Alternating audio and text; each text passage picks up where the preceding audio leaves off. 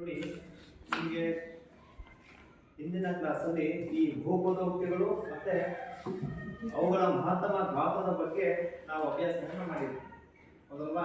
ಹಾಗಾದ್ರೆ ಬಹುಪದೋಕ್ತಿಗಳಿಗೆ ಉದಾಹರಣೆ ಏನು? ಬಹುಪದೋಕ್ತಿಗಳಿಗೆ ಉದಾಹರಣೆ ಹೇಳಿ.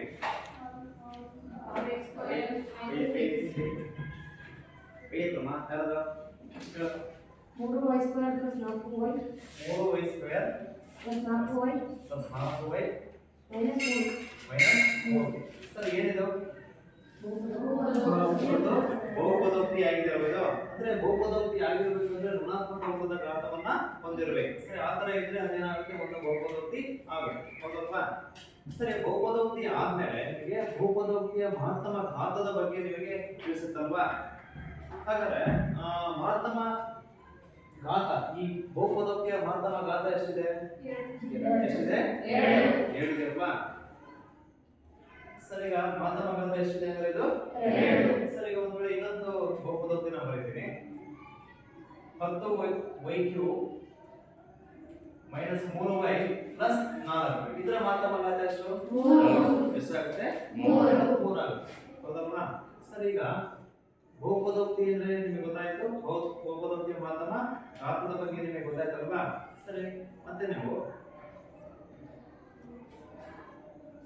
ಈ ಬಹುಪದೋಕ್ತಿಗಳಲ್ಲಿ ಎಷ್ಟು ವಿಧ ಇದೆ? 3 ವಿಧ ಇದೆ, ಹೌದಲ್ವಾ? ಸರಿ, ಏಕಪದೋಕ್ತಿ, ರೇಖಾತ್ಮಕ ಬಹುಪದೋಕ್ತಿ, ವರ್ಗಾತ್ಮಕ ಬಹುಪದೋಕ್ತಿ ಮತ್ತೆ ಧನಾತ್ಮಕ ಬಹುಪದೋಕ್ತಿ, ಹೌದಲ್ವಾ? ಸರಿ, ರೇಖಾತ್ಮಕ ಬಹುಪದೋಕ್ತಿ ಅಂದ್ರೆ ಮಹತ್ತಮ ಘಾತ ಎಷ್ಟಿರಬೇಕು? 1 ಇರಬೇಕು. ವರ್ಗಾತ್ಮಕದಲ್ಲಿ ಎಷ್ಟಿರಬೇಕು? 7 ಇರಬೇಕು. ಧನಾತ್ಮಕದಲ್ಲಿ ಎಷ್ಟಿರಬೇಕಾಗುತ್ತೆ? 3. ಸರಿ, 3 ಇದ್ರೆ ಅದೇನಾಗುತ್ತೆ, ಒಂದು ಧನಾತ್ಮಕ ಬಹುಪದೋಕ್ತಿ ಆಗುತ್ತೆ, ಹೌದಲ್ವಾ? ಸರಿ, ಈಗ ಪ್ರತಿಯೊಂದು ಬಹುಪದೋಕ್ತಿಯ ಶೂನ್ಯತೆಗಳು ಎಷ್ಟು ಬರುತ್ತೆ ಅನ್ನೋದ್ರ ಬಗ್ಗೆ ನಾವೀಗ ತಿಳ್ಕೊಳ್ಳೋಣ, ಅಲ್ವಾ? ರೇಖಾತ್ಮಕ ಬಹುಪದೋಕ್ತಿ ಆಗಿರ್ಬೋದು, ವರ್ಗಾತ್ಮಕ ಆಗಿರ್ಬೋದು, ಆಮೇಲೆ ಧನಾತ್ಮಕ ಆಗಿರ್ಬೋದು. ಸರಿ, ಆ ಬಹುಪದೋಕ್ತಿಗಳ ಶೂನ್ಯತೆಗಳು ಎಷ್ಟು ಬರುತ್ತೆ ಅನ್ನೋದ್ರ ಬಗ್ಗೆ ನಾವೀಗ ಅಭ್ಯಾಸವನ್ನ ಮಾಡೋಣ. ಅರ್ಥ ಆಗಿದೆಯಾ? ಸರಿ, ಇವತ್ತಿನ ಕ್ಲಾಸ್ ಅಲ್ಲಿ ಈ ಬಹುಪದೋಕ್ತಿಗಳ ಶೂನ್ಯತೆಗಳ ಬಗ್ಗೆ ನಾವು ಅಭ್ಯಾಸವನ್ನ ಮಾಡೋಣ.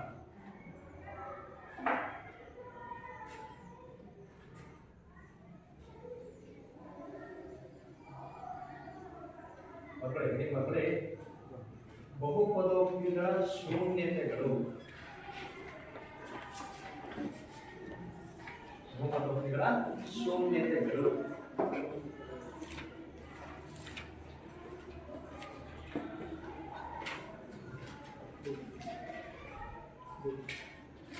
ಸರಿ, ಮೊದಲನೇ ಬಹುಪದೋಕ್ತಿ ಯಾವುದು? ರೇಖಾತ್ಮಕ ಬಹುಪದೋಕ್ತಿ.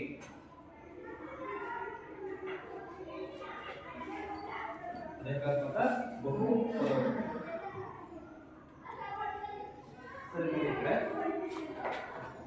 ಸರಿ, ರೇಖಾತ್ಮಕ ಬಹುಪದೋಕ್ತಿಗೆ ಎಕ್ಸಾಂಪಲ್ ಹೇಳೋಣ.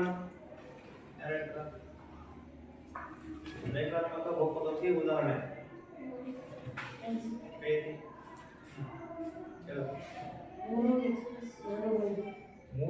+ 2y 3x + 2. ಸರಿ, ಇದರ ಮಹತ್ತಮ ಘಾತ ಎಷ್ಟು ಹೇಳಿ? 1. ಇದರಿಂದ ಬಹುಪದೋಕ್ತಿ ಆಗುತ್ತೆ, ರೇಖಾತ್ಮಕ ಬಹುಪದೋಕ್ತಿ ಆಗುತ್ತೆ, ಹೌದಲ್ವಾ? ಸರಿ, ರೇಖಾತ್ಮಕ ಬಹುಪದೋಕ್ತಿ ಎಷ್ಟು ಶೂನ್ಯತೆಗಳನ್ನು ಹೊಂದಿದೆ? ಎಷ್ಟಿದೆ? 1 ಅಲ್ವಾ?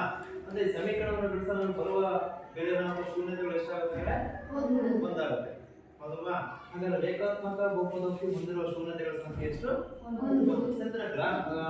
ಗ್ರಾಫಿಕಲಿ ಹೇಗೆ ರೆಪ್ರೆಸೆಂಟ್ ಮಾಡೋದು? ಈ ತರ ನಾವು ಗ್ರಾಫ್ ಹೇಳ್ಕೊಂಡ್ರೆ ರೇಖಾತ್ಮಕ ಬಹುಪದೋಕ್ತಿಗೆ ನಾವು ನಕ್ಷೆಯನ್ನು ಹೇಳ್ಕೊಂಡಾಗ ಏನಾಗುತ್ತೆ, ನಮಗೆ ಅದು x ಅಕ್ಷವನ್ನು ಒಂದೇ ಒಂದು ಕಡೆ ಬೀಟ್ ಮಾಡಿ ಹೋಗುತ್ತೆ, ಹೌದಲ್ವಾ? ಸರಿ, x ಅಕ್ಷವನ್ನು ಎಲ್ಲಿ ಬೀಟ್ ಮಾಡಿ ಹೋಗಿರುತ್ತೋ ಅದನ್ನು ನಾವು ಒಂದು ಶೂನ್ಯತೆ ಅಂತ ಕರಿತೀವಿ, ಒಂದು ಶೂನ್ಯತೆ, ಹೌದಲ್ವಾ? ರೇಖಾತ್ಮಕ ಬಹುಪದೋಕ್ತಿ ನಕ್ಷೆ ಆಗ್ತದೆ, ನಮಗೆ ಬರೋ ನಕ್ಷೆ ಯಾವುದು? ಈ ತರ ಸರಳ ರೇಖೆ ಬರುತ್ತೆ. ಹಾಗಾಗಿ x ಅಕ್ಷವನ್ನು ಎಲ್ಲಿ ಬೀಟ್ ಮಾಡಿದ್ರೆ ಒಂದೇ ಒಂದು ಕಡೆ ಬೀಟ್ ಮಾಡಿ ಹೋಗಿದೆ, ಅಂದ್ರೆ ಇದು ಹೊಂದಿರುವ ಶೂನ್ಯತೆ ಸಂಖ್ಯೆ ಎಷ್ಟು? 1 ಆಗುತ್ತೆ, ಹೌದಲ್ವಾ? ಸರಿ, ಈ ತರ ಮಕ್ಕಳು ರೆಡಿ ಮಾಡ್ಕೊಂಡಿದ್ದೀರಾ? ಕೆಳಗೆ ನೆಕ್ಸ್ಟ್ ರೇಖಾತ್ಮಕ ಬಹುಪದೋಕ್ತಿ.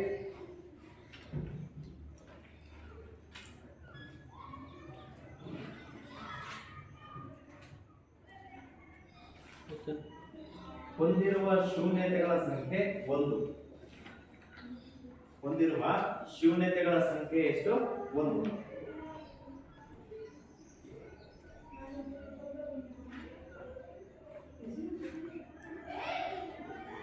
ಆಯ್ತಾ? ಈ ಡಯಾಗ್ರಾಮ್ ಮಾಡ್ಕೊಳ್ಳಿ.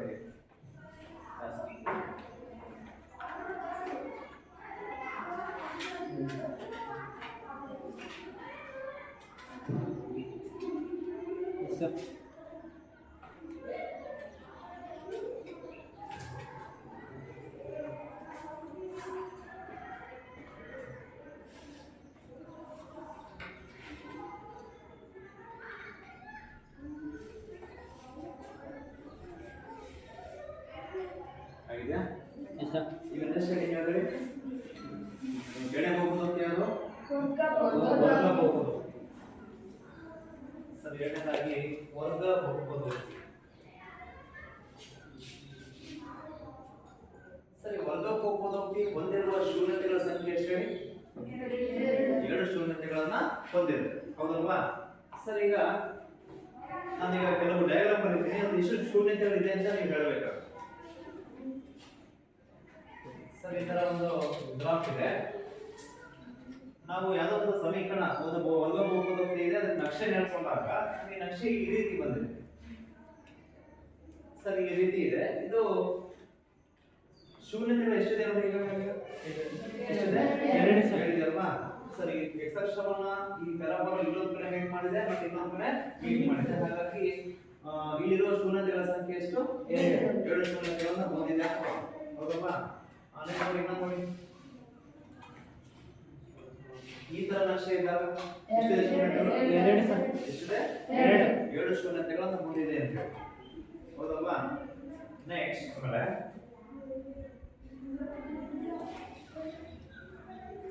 ನಕ್ಷೆ ಈ ರೀತಿ ಬಂದ್ರೆ ಇಲ್ಲಿ ಇರುವ ಶೂನ್ಯತೆಗಳ ಸಂಖ್ಯೆ ಎಷ್ಟು? ಎಷ್ಟಿದೆ?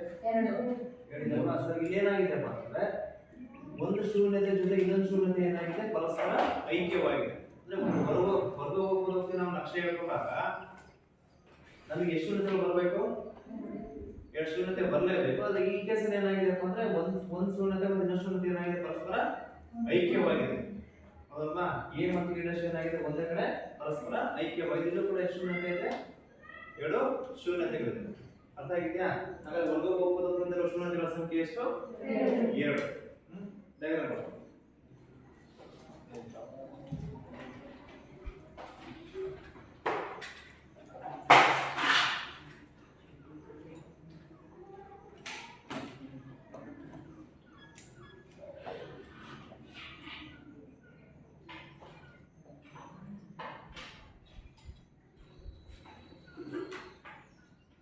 ಆಗಿದೆಯಾ?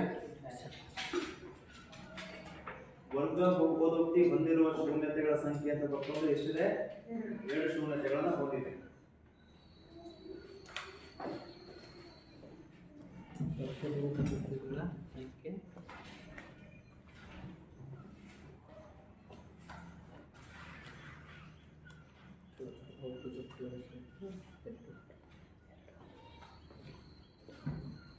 ಆಗಿದೆಯಾ?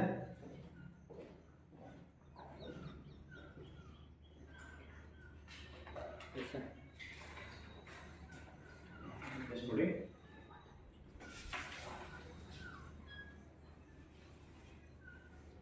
ಸರ್, ಇನ್ನೊಂದು ನಕ್ಷೆ ನಾನು ಹೇಳ್ಕೊಂತೀನಿ. ಸರ್, ಈ ನಕ್ಷೆಯಲ್ಲಿ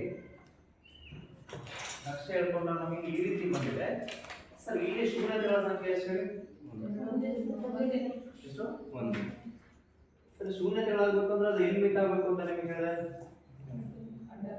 ಎಕ್ಸ್ ಅಕ್ಷವನ್ನ ಅದು ಏನ್ ಮಾಡಬೇಕು? ಟಚ್ ಮಾಡಿ ಹೋಗ್ಬೇಕು. ಇಲ್ಲಿ ಎಕ್ಸ್ ಅಕ್ಷವನ್ನ ಟಚ್ ಮಾಡಿದೆ ಇದು? ಇಲ್ಲ ತಾನೆ? ಸರ್, ಈ ತರ ಕೇಸಲ್ಲಿ ಈ ತರ ನಕ್ಷೆ ಬಂತಂದ್ರೆ ಇಲ್ಲಿ ಯಾವುದೇ ಶೂನ್ಯತೆಗಳು ಇಲ್ಲ ಅಂತ ಹೇಳಿ, ಯಾವುದೇ ಶೂನ್ಯತೆಗಳನ್ನ ಹೊಂದಿಲ್ಲ. ಆ ಬಹುಪದೋಕ್ತಿ ಏನಾಗಿಲ್ಲ ಅಂತ ಹೇಳಿ ಯಾವುದೇ ಶೂನ್ಯತೆಯನ್ನ ಹೊಂದಿಲ್ಲ ಅಂತ ನಂಗಾಗುತ್ತೆ. ಅರ್ಥ ಆಗಿದೆಯಾ? ಸರ್ ಇನ್ನೊಂದು ಕೇಸ್ ಇಲ್ಲೂ ಕೂಡ ಅಷ್ಟೇ ಈ ತರ ಬಂದಿದೆ ನಕ್ಷೆ. ಇಲ್ಲಿ ಎಷ್ಟಿದೆ ಶೂನ್ಯತೆಗಳು? ಎಷ್ಟು ಇಲ್ಲಲ್ವಾ? ಯಾಕಂದ್ರೆ ಇಲ್ಲೇನಾಗಿದೆ, ಇಲ್ಲೂ ಕೂಡ ಏನು ಎಕ್ಸ್ ಅಕ್ಷವನ್ನ ಏನ್ ಮಾಡಿಲ್ಲ, ಅದು ಮೀಟ್ ಮಾಡಿಲ್ಲ, ಟಚ್ ಮಾಡಿಲ್ಲ. ಹಾಗಾಗಿ ಇಲ್ಲೂ ಕೂಡ ಯಾವುದೇ ಶೂನ್ಯತೆಗಳು ಇಲ್ಲ ಅಂತ ಹೇಳಿ ಅರ್ಥ ಆಗಿದೆಯಾ? ಸರ್ ಇದು ವರ್ಗ ಬಹುಪದೋಕ್ತಿ ಹೊಂದಿರುವ ಶೂನ್ಯತೆಗಳ ನಕ್ಷೆಗಳು. ನೆಕ್ಸ್ಟ್ ಬರ್ಕೊಳ್ಳಿ ಘನ ಬಹುಪದೋಕ್ತಿ. ಘನ ಬಹುಪದೋಕ್ತಿ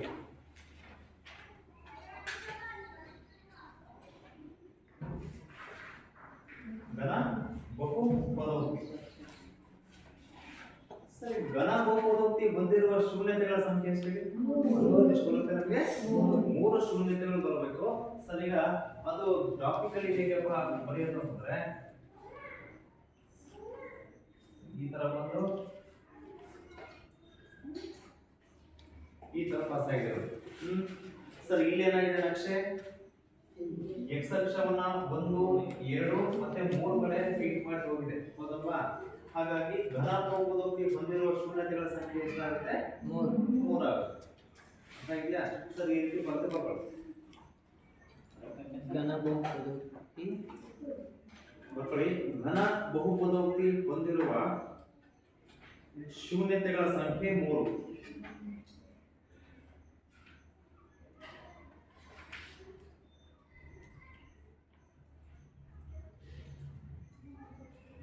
ಡಯಾಗ್ರಾಮ್ ಬಿಡಿಸ್ತೀನಿ ಕೆಲಸ. ಹೌದು.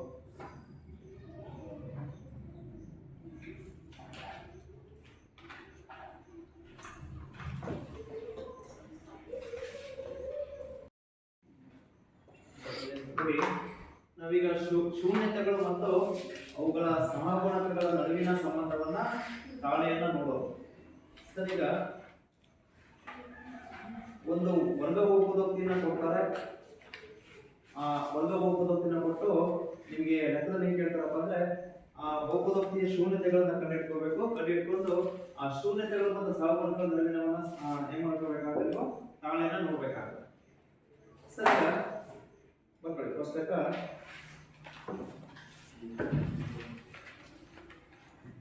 x² - 2x - 8 minus 8.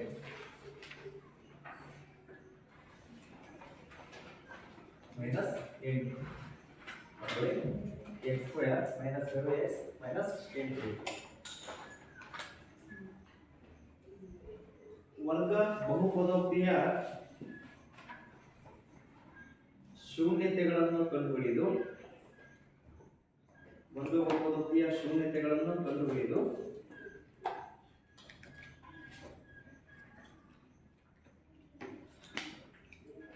ಶೂನ್ಯತೆಗಳು ಹಾಗೂ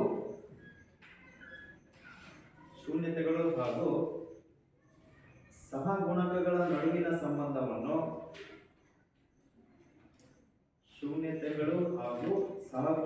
ನಡುವಿನ ಸಂಬಂಧವನ್ನು ತಾಳೆ ನೋಡಿ.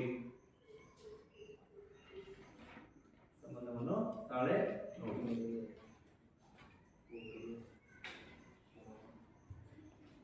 ಸರಿ, ನೋಡಿ ಈ ಕಡೆ ನಿಮಗೆ ಇಲ್ಲಿ ಒಂದು ವರ್ಗ ಬಹುಪದೋಕ್ತಿಯನ್ನ ಕೊಟ್ಟಿದೆ, ಹೌದಲ್ವಾ?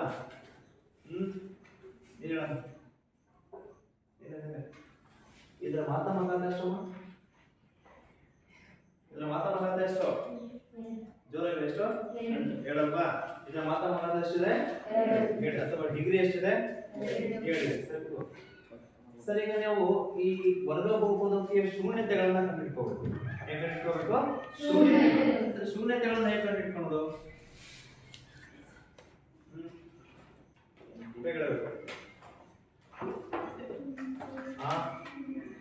ಇದು ಸಮೀಕರಣ ಯಾವ ರೂಪದಲ್ಲಿದೆಯಪ್ಪ ಅಂದ್ರೆ ax² + bx + c = 0. ಹೌದಲ್ವಾ? ಸರಿ, ಈ ತರ ಇದ್ದಾಗ ನಾವು ಏನ್ ಮಾಡ್ಕೊಳ್ಬಹುದು? ಅಪವರ್ತನ ವಿಧಾನವನ್ನ ಬಳಕೆ ಮಾಡ್ಕೊಂಡು ನಾವೇನ್ ಮಾಡ್ಕೊಳ್ಬಹುದು? ಈ ವರ್ಗ ಬಹುಪದೋಕ್ತಿಯ ಶೂನ್ಯತೆಗಳನ್ನ ಕಂಡುಹಿಡ್ಕೋಬಹುದು, ಹೌದಲ್ವಾ? ಸರಿ, ಅಪವರ್ತನ ವಿಧಾನ ಅಂದ್ರೆ ಹೇಗೆ? ಇಲ್ಲಿ a ಮತ್ತು c ಬೆಲೆಗಳನ್ನು ಗುಣಿಸ್ಕೊಳ್ಬೇಕು. ಎಷ್ಟಿದೆ ನಮಗೆ? ಎಷ್ಟಿದೆ? 1. c ಎಷ್ಟಿದೆ? 8. 1 × 8 ಎಷ್ಟಾಗುತ್ತೆ? 8 ಎಷ್ಟು? ಎಂಟು. 8 ಅಲ್ವಾ? ಹಾಗಾದ್ರೆ ಎ ಮತ್ತು ಸಿ ನ ಗುಣಿಸ್ಕೊಂಡಾಗ ಎಷ್ಟು ಬರ್ತದೆ ನಿಮಗೆ? 8 ಬಂತಲ್ವಾ? 8 ಒಂದು ಕಡೆ ಬರ್ಕೊಂಡು ಸರಿ 8 ಅನ್ನು ಬರ್ಕೊಂಡ್ಮೇಲೆ ನಾವೇನ್ ಮಾಡ್ಕೊಳ್ಬೇಕು? ಆ ಸಂಖ್ಯೆಯ ಅಪವರ್ತನಗಳನ್ನು ಬರ್ಕೊಳ್ಬೇಕು. 2 4 8 ಮತ್ತೆ 4 8 4 2 ಸೇಮ್ ಆಗುತ್ತಲ್ವಾ? ಮತ್ತೊಂದು ಜೊತೆ ಅಪವರ್ತನ ಯಾವುದು?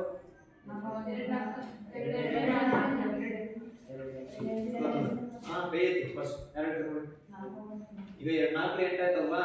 ಅಥವಾ 4 2 2 ಕೂಡ ಸೇಮ್ ಆಗುತ್ತೆ. ಮತ್ತೆ ಬೇರೆ ಅಪವರ್ತನ ಅಂತ ಬರ್ಕೊಳ್ಳಿ. ಎಷ್ಟು? 8 1 8 ಬರುತ್ತಲ್ವಾ? 4 8 ನೆಕ್ಸ್ಟ್ ಅಂದ್ರೆ ಬರುತ್ತೆ ನಮಗೆ 8 1 8 ಮತ್ತೆ ಯಾವಾಗ ಬರ್ತದೆ ನೋಡಿ? ಎರಡು ಸೇಮ್ ಕಣ. 4 8 8 1 8 ಹೌದಲ್ವಾ? ಸರಿ ಈಗ ಇಷ್ಟು ಬಿಟ್ಟರೆ ಮತ್ತೆ ಬೇರೆ ಬರ್ತದೆ ನೋಡಿ ಅಷ್ಟೇ ಅಲ್ವಾ? ಸರಿ ಅಪವರ್ತನಗಳನ್ನು ಬರ್ಕೊಂಡ್ಮೇಲೆ ನಂತರ ನೀವೇನ್ ಮಾಡ್ಕೋಬೇಕು? ಈ ಅಪವರ್ತನಗಳ ಜೋಡಿಗಳಲ್ಲಿ ಯಾವ್ದಾದ್ರು ಒಂದು ಸೆಲೆಕ್ಟ್ ಮಾಡ್ಕೋಬೇಕು. ಯಾವ್ದಾದ್ರು ಒಂದನ್ನ ಸೆಲೆಕ್ಟ್ ಮಾಡ್ಕೋಬೇಕು. ಅವು ಹೇಗೆ ಇರಬೇಕು? ಆ ಜೋಡಿಯನ್ನ ಕೂಡಿ ಅಂತ ಬರ್ಕೊಂಡ್ರೆ ನಮಗೆ ಏನ್ ಬರಬೇಕು? ಮಧ್ಯದ ಪದದ ಸಂಖ್ಯೆ ಬರಬೇಕು. ಮಧ್ಯದ ಪದದ ಸಂಖ್ಯೆ ಬರಬೇಕು. ಆ ತರ ನೀವೇನ್ ಮಾಡ್ಕೋಬೇಕಾಗುತ್ತೆ? ಅಪವರ್ತನಗಳನ್ನ ಸೆಲೆಕ್ಟ್ ಮಾಡ್ಕೋಬೇಕಾಗುತ್ತೆ. ಇಲ್ಲಿ ಎಷ್ಟಿದೆ ಸಂಖ್ಯೆ ಮಧ್ಯದಲ್ಲಿ? 2. ಸರಿ 2 ಯಾವಾಗ ಬರುತ್ತೆ? 8 ಬಂದ್ಕೊಳ್ಳೋದಷ್ಟು 8 ಬಂದ್ಕೊಳ್ಳೋದಷ್ಟು 2 ಬರುತ್ತಾ? ಬರಲ್ಲ ಅಂದ್ರೆ ಏನ್ ಮಾಡ್ಕೋಬೇಕು? ಆ ಅಪವರ್ತನವನ್ನ ಡ್ರಾಪ್ ಮಾಡಿ ಬಿಟ್ಬಿಡಿ. ಸರ್ ಇನ್ನೊಂದು ಯಾವ್ದು ನೋಡಿ? 7 ಮತ್ತೆ 4 7 ಮತ್ತೆ 4 ಕೂಡಿದಾಗ ಎಷ್ಟಾಗುತ್ತೆ? 6. ನಮಗೆ ಎಷ್ಟು ಬರಬೇಕು? ಸರಿ ಕಳೆದಾಗ 2 ಬರುತ್ತೆ ನೋಡಿ. 4 ಇರೋದಷ್ಟು 2 ಬರುತ್ತಲ್ವಾ? ಅಂದ್ರೆ ನಾವು ಕಳೆದಾಗ ನಮಗೆ ಏನ್ ಬರುತ್ತೆ? 2 ಬರುತ್ತೆ. ಹಾಗಾಗಿ ಈ ಅಪವರ್ತನಗಳನ್ನ ಸೆಲೆಕ್ಟ್ ಮಾಡಿ ಚೂಸ್ ಮಾಡ್ಕೋಬೇಕಾಗುತ್ತೆ. ಹೌದಾ? ಸರಿ ನಮಗೆ ಯಾವ ಚಿಹ್ನೆ ಬರ್ಬೇಕು ಇಲ್ಲಿ? ಇಲ್ಲೇನಿದೆ? ಸರಿ ಮೈನಸ್ ಬರಬೇಕು. ಕಳೆದಾಗ ಕಳಿಬೇಕು. ಮತ್ತೆ ನಾವು ಉತ್ತರಕ್ಕೆ ಯಾವ ಚಿಹ್ನೆ ಬರಬೇಕು? ಮೈನಸ್ ಬರಬೇಕು. ಸರಿ ಕಳೆದಾಗ ಅಂದ್ರೆ ನೀವು ಒಂದು ಪ್ಲಸ್ ಹಾಕಬೇಕು, ಒಂದಕ್ಕೆ ಮೈನಸ್ ಹಾಕಬೇಕಾಗುತ್ತೆ. ಉತ್ತರಕ್ಕೆ ನಿಮಗೆ ಮೈನಸ್ ಬರಬೇಕು ಅಂದ್ರೆ ದೊಡ್ಡ ಸಂಖ್ಯೆಗೆ ಮೈನಸ್ ಹಾಕಿದ್ರೆ ಚಿಕ್ಕ ಸಂಖ್ಯೆಗೆ ಪ್ಲಸ್ ಹಾಕೋಬೇಕು. ಅದರ ಬಗ್ಗೆ ನೋಡಿ 4 ರಲ್ಲಿ ಇರೋದಷ್ಟು ದೊಡ್ಡ ಸಂಖ್ಯೆ ಚಿಹ್ನೆ ಎಷ್ಟಿದೆ? ಮೈನಸ್ 7 ಬರುತ್ತಲ್ವಾ? ಹಾಗಾಗಿ ನಾವು 4ಕ್ಕೆ ಮೈನಸ್ ಹಾಕೋಬೇಕು, 7ಕ್ಕೆ ಏನು ಹಾಕಬೇಕಾಗುತ್ತೆ? ಪ್ಲಸ್ ಹಾಕಬೇಕು. ಸರಿ ಈಗ ಚಿಹ್ನೆಗಳು ಹಾಕೊಂಡು ಎಷ್ಟೇ ಮಾಡಬೇಕು?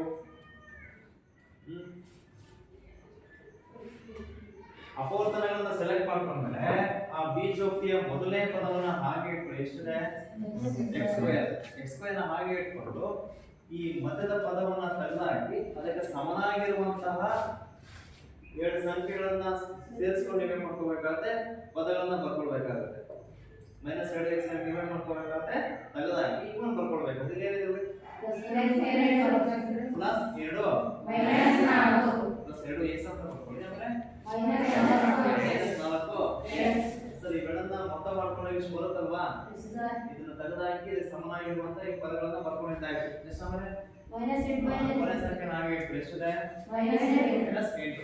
ಸರಿ ಅಪವರ್ತನಗಳನ್ನ ಬರ್ಕೊಂಡ್ಮೇಲೆ ನಂತರ ಏನ್ ಮಾಡ್ಕೋಬೇಕು? ಇಲ್ಲಿ ಗುಂಪು ಮಾಡ್ಕೋಬೇಕಾಗುತ್ತೆ. ಮೊದಲ 2 ಪದಗಳು ಒಂದು ಗುಂಪು ಮಾಡ್ಕೊಳ್ಳಿ, ಮಿಕ್ಕಿದ ಪದಗಳನ್ನ ಒಂದು ಗುಂಪನ್ನ ಮಾಡ್ಕೊಳ್ಬೇಕು. ಸರಿ ಗುಂಪು ಮಾಡ್ಕೊಂಡ್ಮೇಲೆ ಪ್ರತಿಯೊಂದು ಗುಂಪನ್ನು ಕಾಮನ್ ತೆಗಿಬೇಕಾಗುತ್ತೆ. ಸರಿ ಮೊದಲನೇ ಗುಂಪನ್ನು ನೀವೇನು ಕಾಮನ್ ತೆಗಿತೀರಾ? x ಅನ್ನ ಸರಿ ಸಂಖ್ಯೆಗಳಲ್ಲಿ ಯಾವುದು ಕಾಮನ್ ಇಲ್ಲಲ್ವಾ? ಸರಾಸರಿ ಬನ್ನಿ ಇಲ್ಲಿ x² ಇದೆ ಏನಿದೆ? ಸರಿ 1x ಕಾಮನ್ ತಗೊಂಡ್ರೆ ಉಳ್ಕೊಳ್ಳೋದು ನೋಡಿ 1x ಉಳ್ಕೊಳ್ಳುತ್ತೆ ಪ್ಲಸ್ x ಹೋಗುತ್ತಲ್ವಾ? ಏನು ಬಂತು? 2 ಮಾತ್ರ ಉಳ್ಕೊಳ್ಳುತ್ತೆ. ಅಂದ್ರೆ x ಕಾಮನ್ ತಗೊಂಡ್ರೆ x + 2 ಉಳ್ಕೊಂಡಿದೆ. ಈಗ ಎರಡನೇ ಗುಂಪಿಗೆ ಬನ್ನಿ. ಇಲ್ಲಿ ಏನು ಕಾಮನ್ ತೆಗಿತೀರಾ? ಕ್ವಶ್ಚನ್ ಮಾಡಬೇಕು, ಮೈನಸ್ ಕಾಮನ್ ತೆಗಿಬೇಕು. ಯಾಕೆ? ನಾವು ಯಾವಾಗಲೇ ಆಗಲಿ ಎರಡನೇ ಗುಂಪಲ್ಲಿ ಕಾಮನ್ ತೆಗಿಬೇಕಾದ್ರೆ ಮೊದಲನೇ ಸಂಖ್ಯೆಗೆ ಮೈನಸ್ ಬಂದ್ರೆ ಫಸ್ಟ್ ನೀವು ಏನು ಮಾಡ್ಕೋಬೇಕಾಗುತ್ತೆ? ಆ ಮೈನಸ್ ಚಿಹ್ನೆನ ಕಾಮನ್ ತೆಗಿಬೇಕು. ಅದಲ್ವಾ? ಎಷ್ಟು ಗುಂಪಿದು? ಎರಡನೇ ಗುಂಪು. ಮೊದಲನೇ ಪದ ಏನಾಗಿದೆ? ಮೈನಸ್ ಆಗಿದೆ. ಹಾಗೆ ಮೈನಸ್ ಪದ ನೀವು ಏನು ಮಾಡ್ಕೋಬೇಕು? ಮೊದಲು ಮೈನಸ್ ಅನ್ನೇ ಕಾಮನ್ ತೆಗಿಬೇಕು. ಆಮೇಲೆ ಸಂಖ್ಯೆಗೆ ಬನ್ನಿ. 4 ಮತ್ತೆ 8 ಯಾವ ಅಂಕಿಯಿಂದ ಹೋಗುತ್ತೆ? 4 ಅಂಕಿಯಿಂದ ಹೋಗುತ್ತಲ್ವ? 4 ಅಂಕಿಯಲ್ಲಿ ಕೂಡ ಹೋಗುತ್ತಲ್ವಾ? 2 ಮತ್ತೆ 4 ಅಂಕಿಯಲ್ಲಿ ಹೋಗುತ್ತೆ. ದೊಡ್ಡದಿರೋ ತಗೊಂಡ್ಬಿಡಿ. 4 ಬಗ್ಗೆ ಹೋಗುತ್ತೆ ಹಾಗಾದ್ರೆ ನಾವು ನೀವೇನು ಕಾಮನ್ ತಗೊಂಡಿದ್ದೀರಾ -4 ಕಾಮನ್ ತಗೊಂಡು ನೀವು ಮಾಡ್ಕೊಳ್ಳಿ ಆಗುಂಬಲ್ಲಿ -4 ಹೋಯ್ತು ಎಷ್ಟು ಬಂತು ಮೈನಸ್ ಇರೋದು ಪ್ಲಸ್ ಆಯ್ತು ನಾನು ಎಷ್ಟೇ 8 ಸರ್ ಹೀಗೆ ಮಾಡ್ಕೊಳ್ತಾರ ಆ ಎರಡು ಕಡೆ ಕಾಮನ್ ಆಗಿರೋದನ್ನ ಮತ್ತೆ ನೀವೇ ಮಾಡ್ಕೊಳ್ಬೇಕು ಇಲ್ಲಿ ಕಾಮನ್ ತಗೊಳ್ಳಿ ಸರಿ ಕಾಮನ್ ತಗೊಂಡಾಗ ಇಲ್ಲಿ ಉಳ್ಕೊಂಡಿದೆ ಅಲ್ಲಿ ಉಳ್ಕೊಂಡಿದೆ -4 ಹಾಗಾದ್ರೆ x + 2 x - 4 ಏನಾಗುತ್ತೆ ಇವು ಅಪವರ್ತನಗಳಾಗುತ್ತೆ ಏನಾಗುತ್ತೆ ಹೇಳಿದ್ರು ಯಾವ್ದರ ಅಪವರ್ತನಗಳು ಈ ಬೀಜೋಕ್ತಿ ಅಪವರ್ತನಗಳು ಅಥವಾ ಈ ವರ್ಗ ಬಹುಪದೋಕ್ತಿ ಅಪವರ್ತನಗಳು ಏನು ಮಾಡ್ತವೆ ಒಂದು x + 2 ಮತ್ತೆ ಒಂದು x - 4 ಹೌದಾ ಸರಿ ಈ ಅಪವರ್ತನಗಳನ್ನ 0 ಗೆ ಈಕ್ವೇಟ್ ಮಾಡಬೇಕಾಗುತ್ತೆ 0 ಗೆ ಈಕ್ವೇಟ್ ಮಾಡ್ತಾರೆ ಅವಾಗ ಏನಾಗುತ್ತೆ x + 2 0 ಒಂದು ಈಕ್ವೇಷನ್ ಆಗುತ್ತೆ ಇನ್ನೊಂದು x - 4 0 ಇನ್ನೊಂದು ಈಕ್ವೇಷನ್ ಆಯ್ತಲ್ವಾ ಈಗ ನೋಡಿ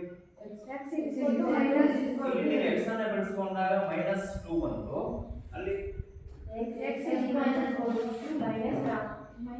-4 ಬಿಡುವುದು ಏನಾಗುತ್ತೆ +4 ಆಗುತ್ತೆ ಹಾಗಾದ್ರೆ ನಮಗೆ ಬಂದಿರುವಂತ ಶೂನ್ಯತೆಗಳು ಯಾವ್ಯಾವುದು ಒಂದು -2 ಇನ್ನೊಂದು +4 ಹೌದಲ್ವಾ ಹಾಗಾದ್ರೆ ನಾವೇನ್ ಮಾಡಿದ್ವಿ ಈಗ ಅಪವರ್ತನ ವಿಧಾನವನ್ನ ಬಳಕೆ ಮಾಡಿಕೊಂಡು ನಾವು ಈ ವರ್ಗ ಬಹುಪದೋಕ್ತಿಯ ಶೂನ್ಯತೆಗಳನ್ನ ಕಂಡುಹಿಡ್ಕೊಂಡ್ವಿ ಏನು ಶೂನ್ಯತೆಗಳು ಹೌದಲ್ವಾ ಎಷ್ಟಿಸ್ಕೊಂಡು ಒಂದು ಮೈನಸ್ ಇನ್ನೊಂದು +4 ಅರ್ಥ ಆಗಿದೆ ಸರಿ ಶೂನ್ಯತೆಗಳನ್ನ ಬರ್ಕೊಳ್ಳಿ ಮಿಕ್ಕಿದ ಆಮೇಲೆ ಮಾಡಿ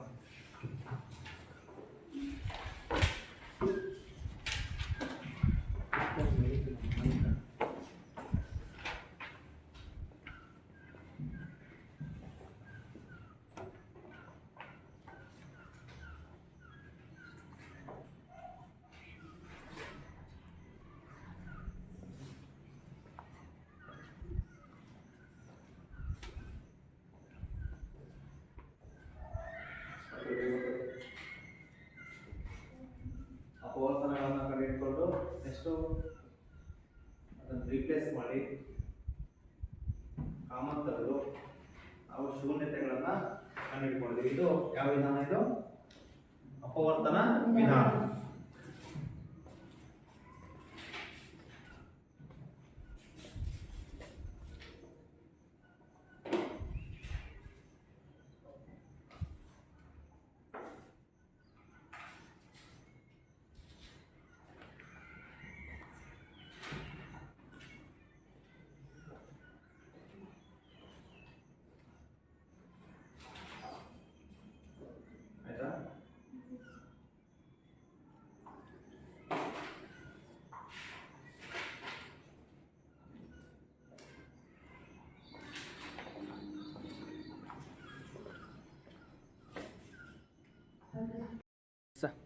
ನೋಡಿ ಈಗ ಶೂನ್ಯತೆಗಳನ್ನ ಕಂಡುಹಿಡ್ಕೊಂಡ್ರೆ ಈ ಶೂನ್ಯತೆಗಳು ಮತ್ತು ಸಹಗುಣಕಗಳ ನಡುವಿನ ಸಂಬಂಧವನ್ನು ತಾಳೆ ಮಾಡಬೇಕಾಗುತ್ತೆ ಸರ್ ಅದನ್ನ ಹೇಗೆ ಮಾಡೋದು ಮೊದಲು ನೀವೇ ಮಾಡ್ಕೊಳ್ಬೇಕು ಆ ಈಕ್ವೇಶನ್ ಅಲ್ಲಿ ಎ ಬಿ ಸಿ ಬೆಲೆಗಳನ್ನ ಬರ್ಕೊಳ್ಬೇಕು ಎಷ್ಟಿದೆ ಎ ಬಿ ಸಿ ಬೆಲೆಗಳು ಎ ಬೆಲೆ ಎಷ್ಟಿದೆ ನೋಡಿ ಎ ಪ್ಲಸ್ ಎಷ್ಟಿದೆ 1 ಬಿ ಜಾಗದಲ್ಲಿ ಎಷ್ಟಿದೆ ನೋಡಿ -2 ಫಸ್ಟ್ ಎ ಜಾಗದಲ್ಲಿ ಎಷ್ಟಿದೆ 1 ಅಲ್ವಾ ಎ ಬೆಲೆ ಎಷ್ಟಾಗುತ್ತೆ 1 ಆಗುತ್ತೆ ಬಿ ಜಾಗದಲ್ಲಿ ಎಷ್ಟು ನೋಡಿ -2 ಸಿ ಬೆಲೆ ಎಷ್ಟು ನೋಡಿ -8 ಸರಿ ಮೂರು ಬೆಲೆಗಳನ್ನ ಬರ್ಕೋಬೇಕು ಮೂರು ಬೆಲೆಗಳು ಬರ್ಕೊಂಡ್ರೆ ಎಷ್ಟು ಶೂನ್ಯತೆಗಳ ಮೊತ್ತವನ್ನು ಕಂಡುಹಿಡ್ಕೋಬೇಕು ಶೂನ್ಯತೆಗಳ ಏನು ಗುಣಲಬ್ಧ ಹೌದಲ್ವಾ ಸರಿ ಶೂನ್ಯತೆಗಳ ಮೊತ್ತ ಅಂತಂದ್ರೆ ನನಗೆ m + n ಅಂತ ಕರ್ಕೊಂಡ್ರೆ ಶೂನ್ಯತೆಗಳ ಮೊತ್ತ ಅದು ಯಾವ್ದಕ್ಕೆ ಸಮನಾಗಿರುತ್ತೆ -b/a ಗೆ ಸಮನಾಗಿರುತ್ತೆ -b/a ಗೆ ಸಮನಾಗಿರುತ್ತೆ ಸರಿ ಈಗ ಶೂನ್ಯತೆಗಳು ಅಂದ್ರೆ ಯಾವುದು m + n ಅಲ್ವಾ ಇಲ್ಲಿ ಅವುಗಳ ಬೆಲೆ ಎಷ್ಟು ನೋಡಿ ಎಷ್ಟಿದೆ m ಬೆಲೆ ಎಷ್ಟು ಹೇಳಿ -2 n ಬೆಲೆ ಎಷ್ಟು n ಬೆಲೆ +4 ಸರಿ ಈಗ ಆ ಶೂನ್ಯತೆಗಳ ಬೆಲೆಗಳನ್ನು ಹಾಕೊಂಡ್ಬಿಡೋಣ ಎಷ್ಟು m ಬೆಲೆ ಎನ್ ಬೆಲೆ ಎಷ್ಟು ಹೇಳಿ 4 ಇರ್ಬೋದು. ಈಗ ಈ ಎ ಬಿ ಬೆಲೆಗಳನ್ನ ಈ ಸೂತ್ರಕ್ಕೆ ಹಾಕೊಂಬೋಣ. ಸರಿ, ಸೂತ್ರದಲ್ಲಿ ಮೈನಸ್ ಇರೋದನ್ನ ಹಾಗೆ ಇಟ್ಕೊಳ್ಳಿ. ಬಿ ಬೆಲೆ ಎಷ್ಟು ನೋಡಿ ಬರೀಡ ಎಷ್ಟಿದೆ, ಅದು ಕೂಡ ಮೈನಸ್ ಎಡೆ ಇದೆಯಲ್ವಾ, ಹಾಗಾಗಿ ಅದನ್ನ ಬ್ರಾಕೆಟ್ ಅಲ್ಲಿ ಹಾಕಿ ಬರ್ಕೊಂಡ್ಬಿಡಿ. ಸೂತ್ರದಲ್ಲಿರೋ ಮೈನಸ್ ಇದು, ಬಿ ಬೆಲೆ ಎಷ್ಟಿದೆ ಮಾತಾಡ್ಬೇಕು, ಎಷ್ಟಿದೆ -2. ಸರಿ, ಬೈ ಎ ಬೆಲೆ ಎಷ್ಟು 1 ಅಲ್ವಾ, 1 ಬಂದ್ರೆ ಕೆಳಗಡೆ ನೆಗ್ಲೆಕ್ಟ್ ಮಾಡಿ.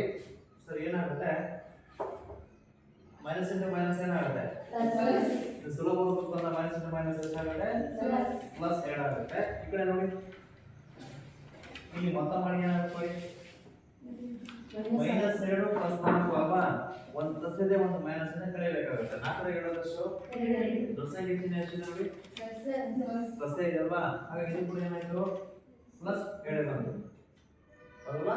ಸರಿ, ಶೂನ್ಯತೆಗಳ ಮೊತ್ತವನ್ನು ಮಾಡ್ಕೊಳ್ಳೋ ನಮಗೆ ಏನಾಯ್ತು, ನಮಗೆ ಸರಿ ಬಂದಿದೆ. m + n ಏನಾಗಿದೆ -b/a ಗೆ ಸಮನಾಗಿದೆ. ಅರ್ಥ ಆಗಿದೆಯಾ? ಅಲ್ಲಿ ಶೂನ್ಯತೆಗಳ ಮೊತ್ತ ಮುಗಿತು. ಇನ್ನೊಂದು ಯಾವುದು, ಶೂನ್ಯತೆಗಳ ಗುಣಾಂಕ ಅಂದ್ರೆ m × n. m × n ಏನಾಗಿರುತ್ತೆ c/a ಗೆ ಸಮನಾಗಿರುತ್ತೆ. ಸರಿ, m × n ಮಾಡಿ, m ಬೆಲೆ ಎಷ್ಟು ಮತ್ತೆ ಇಲ್ಲಿ -2, m ಬೆಲೆ ಎಷ್ಟು ಪ್ಲಸ್ ಸಿ ಬೆಲೆ ಎಷ್ಟು -8, ಎ ಬೆಲೆ ಎಷ್ಟು 1. ಸರಿ, ಈಗ ಬೆಲೆಗಳು ಹಾಕೊಂಡ್ಮೇಲೆ ಸುಲಭ ಬರ್ಕೊಂಡು ಎಡಗಡೆ ಏನಿದೆ ನೋಡಿ ಇಂಟು ಇದೆಲ್ಲ ಕೂಡಿಸಿ -8 ಪ್ಲಸ್ ಮೈನಸ್ ಆಗುತ್ತಲ್ವಾ, -8 ಪ್ಲಸ್ ಮೈನಸ್ ಆ ಬೆಲೆ ಎಷ್ಟು 8 ಮೈನಸ್ 8. ಆ ಕಡೆ ಎಷ್ಟಿದೆ ನೋಡಿ, ಆ ಕಡೆ ಕೂಡ ಎಷ್ಟಾಗಿದೆ -8 ಇದೆ ಅಲ್ವಾ. ಹಾಗಾಗಿ ಶೂನ್ಯತೆಗಳ ಗುಣವಂತ ಕೂಡ ಏನಾಗ್ತದೆ ನಮಗೆ ಈ ತಾಳೆ ಆಗಿದೆ ಹೌದಲ್ವಾ. ಏನಾಗಿದೆ ಸಿ/a ಗೆ ಸಮನಾಗಿದೆ. ಸರಿ, ಈ ರೀತಿ ನಾವು ಶೂನ್ಯತೆಗಳು ಮತ್ತೆ ಸಾಲುಗುಣಕಗಳ ನಡುವಿನ ಸಂಬಂಧವನ್ನ ನಾವು ಕಂಡುಹಿಡ್ಕೊಂಡು ತಾಳೆನ ನೋಡೋದು. ಅರ್ಥ ಆಗಿದೆಯಾ? m + n ಏನಾಗಿದೆ ಸರಿ ಬಂದಿದೆ, m × n ಕೂಡ ಏನಾಗಿದೆ ಸರಿ ಇದೆ ಹೌದಲ್ವಾ. ಸ್ವಲ್ಪ ಪಡ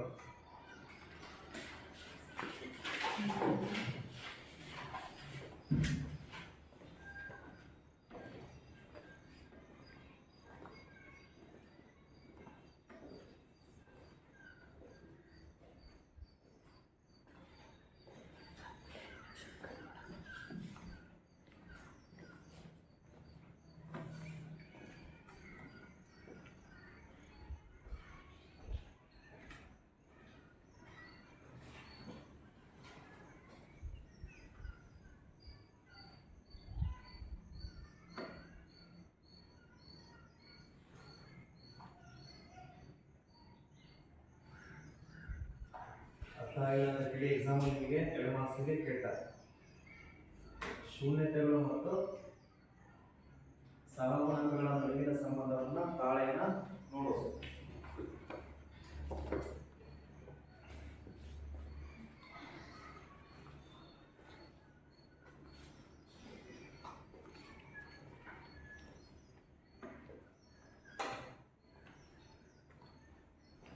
ಆಯ್ತಾ?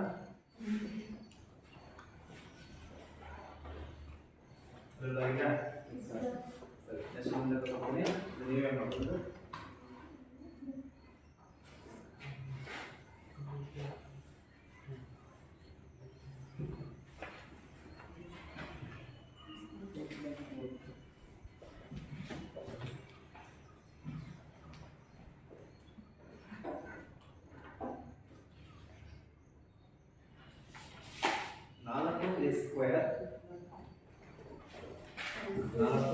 S² minus 4s plus 1.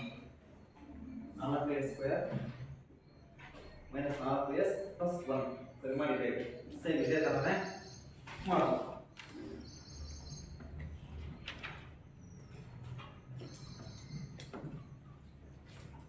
ಅಲ್ಲ ಸರಿ, ಅಪವರ್ತನ ವಿಧಾನ ಮಾಡಬೇಕಾಗಿದೆ. ಅಪವರ್ತನ ವಿಧಾನ ಮಾಡು, ಬೇರೆಯವರಿಗೆ ಶೂನ್ಯತೆಗಳ ಮೊತ್ತ ಶೂನ್ಯತೆಗಳ ಗುಣ ಅಂತ ಹೇಳಿ ಸ್ಟಡಿ ಬೇರೆ.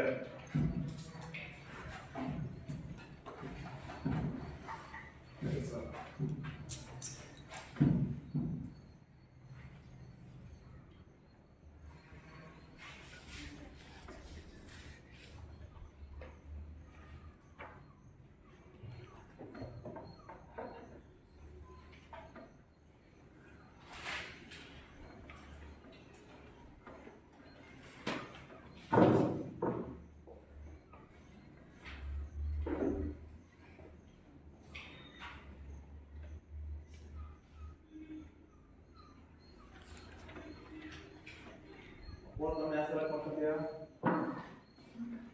4 ಯಾವ ಸಲ ಮಾಡ್ಕೊತೀಯ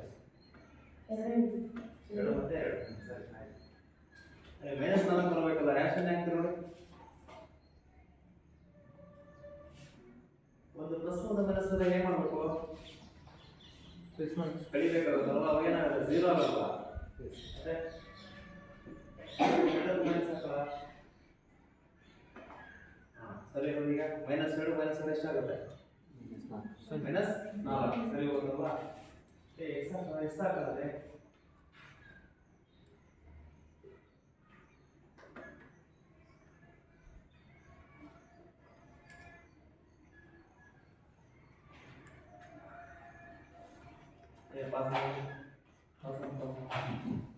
ಕಟ್ ಮಾಡೋದು ಸರ್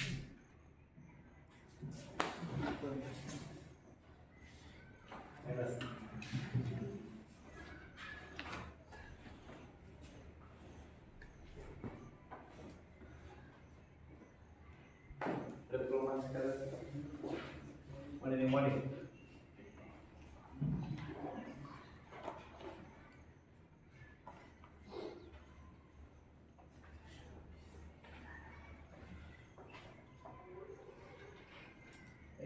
ಎರಡು ಕಾಣಲ್ವಾ ಅಷ್ಟೊಂದು 2s 2 ಕಾಣ್ತಲ್ಲ 2 ನಾಲ್ಕಲ್ವಾ s - 1 ಅಲ್ಲ 2s - 1 ಬ್ರಾಕೆಟ್ ಒಳಗೆ 2s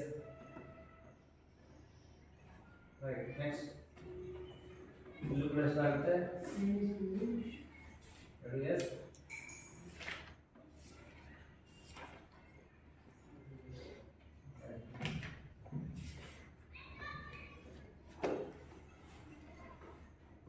-1 1 4 ಆಗುತ್ತೆ ಇನ್ನೊಂದು ಕೂಡ ಅಷ್ಟೇ ಬರ್ತದೆ 2 ಸೇಮ್ ಬರ್ತದೆ 2s - 1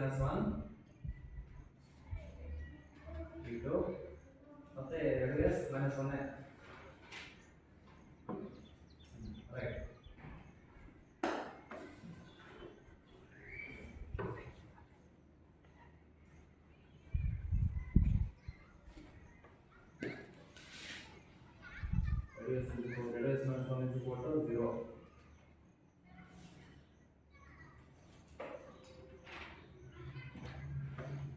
s is equal to the same one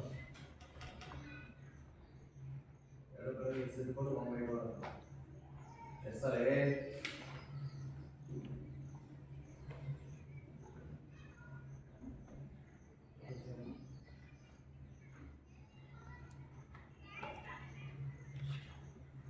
ಶೂನ್ಯತೆಗಳು 1/2 ಅದು ಕೂಡ ಅಷ್ಟೇ 1/2 ಕೂಡ ಏನಾಗಿದೆ ಸೇಮ್ ಇದೆ ಸರ್ ಈ ರೀತಿ ಶೂನ್ಯತೆಗಳನ್ನ ಕಂಡುಹಿಡಿಯಬಹುದು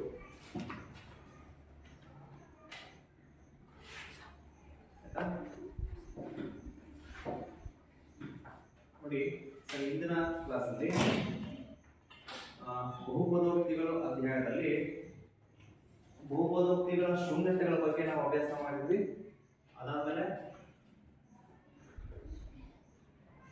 ವರ್ಗ ಬಹುಪದೋಕ್ತಿಯ ಶೂನ್ಯತೆಗಳು ಮತ್ತು ಅವುಗಳ ಸಹಗುಣಕಗಳ ನಡುವಿನ ಸಂಬಂಧವನ್ನ ಯಾವ ರೀತಿ ತಾಳೆ ನೋಡಬೇಕು ಅನ್ನೋ ಬಗ್ಗೆ ನಾನು ಲೆಕ್ಕಗಳನ್ನ ಮಾಡಿಸ್ತೇನೆ ಅರ್ಥ ಆಗಿದೆಯಾ ಸರ್ ಈಗ ಹೋಮ್ವರ್ಕ್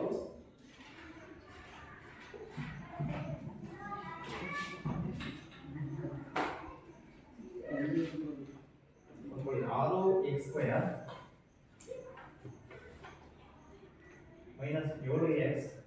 7x - 3 ಇದು ಕೂಡ ಸೇಮು ಶೂನ್ಯತೆಗಳನ್ನ ಕಂಡುಹಿಡಿದುಕೊಂಡು ಶೂನ್ಯತೆಗಳು ಮತ್ತು ಸಹಗುಣಕಗಳ ನಡುವಿನ ಸಂಬಂಧವನ್ನ ನಾಳೆ ನೋಡಬೇಕು. ಸರಿ ಇದನ್ನ ಹೋಮ್ವರ್ಕ್ ಆಗಿ ಮಾಡ್ತೀವಿ.